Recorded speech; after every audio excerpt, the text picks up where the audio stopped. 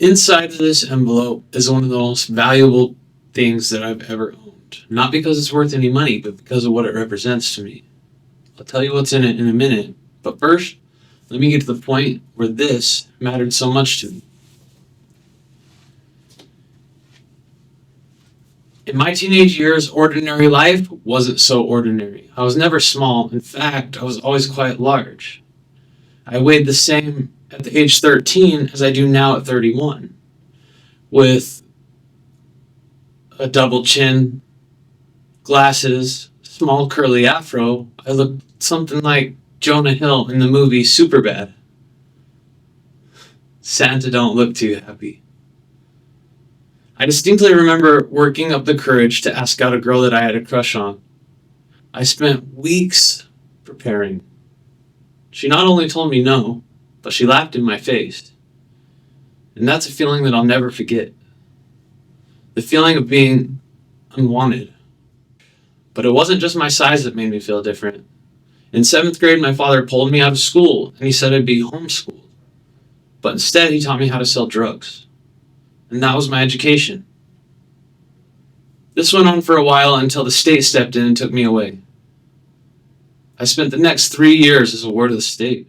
By this time, drugs had already crept into my life, introduced by my father, the one person who should have protected me from them.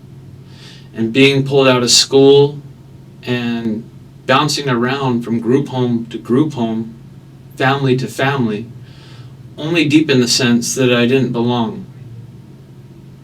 And I was left with this feeling inside of me that something was just wrong. Food numbed it, drugs numbed it.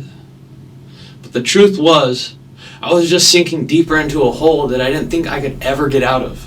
At the age of 18, everything came crashing down. I was arrested for marijuana possession and sentenced to 26 months in jail. I remember sitting in that cell thinking, why me? What's wrong with me? All I ever wanted was just to fit in somewhere. But no matter where I was, I felt like I didn't belong. Not at home, not at school, and not here either. I fell into a deep depression and I got into fights. Even with all the other criminals and drug addicts, I still didn't fit in. Society had labeled me that way, but I never felt like I was a part of that either. Eventually, I was moved to another part of the jail.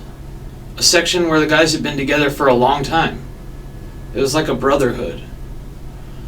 And right away I noticed something different. These guys, they got along, and they worked out together every single day. And they looked it. They walked different, they talked different, and they carried themselves differently. And I couldn't help but wonder, why not me? What if I could be someone different? I didn't just want to look better. I wanted a whole new life. I needed to change. I had to change. Once again, I had to work up the courage. I started in the corner where no one could see me. I figured I'd start simple with push-ups. The problem was, I couldn't even do one.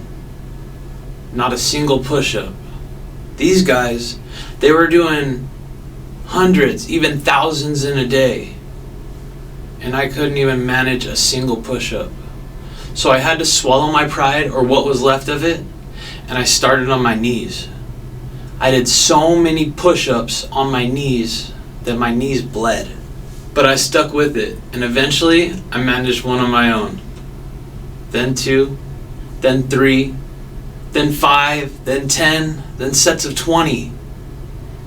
And my confidence began to grow. I started reading everything I could about working out. I was seeing progress, real results, and for the first time in my life, I felt like I belonged. I was gaining enough confidence to start asking guys for advice, and I was making real friends. Once I got stronger with push-ups, I moved on to pull-ups. But just like before, I needed help. So guys would spot me, lifting me up just enough to help me through the motions. And eventually, I got one on my own. With my newfound confidence, I decided to push myself even further. I started studying and I applied for the high school program. When I wasn't working out, I was studying, and eventually I got accepted. And within a few months, the boy who didn't fit in, the young man who sat in a cell thinking he'd never amount to anything.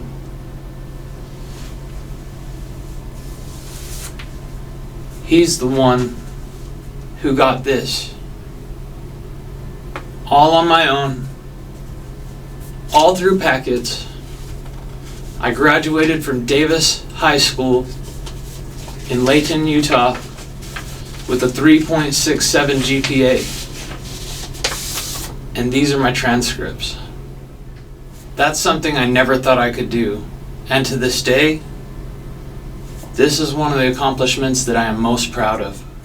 When I finally got out, I wasn't the same kid who went in. I had scars, but I had something now that I never had before. Belief. Belief that I could actually be better. Belief that I could actually be somebody. Working out started as a way to survive, but it ended up saving my life. It gave me discipline when I had none.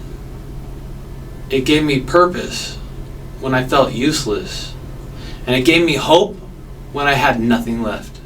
It showed me that no matter how weak you feel, you can get stronger. It showed me that no matter how much you've messed up, you can turn it around. And it showed me that no matter where you start, you can finish somewhere that you're proud of. Today, I still train almost every day. Not because I'm chasing some perfect version of myself, but because it reminds me of where I came from and how far I've come. If you hear nothing else from me today, hear this. You are not broken beyond repair. You are not stuck. And you are not too far gone. You just have to start.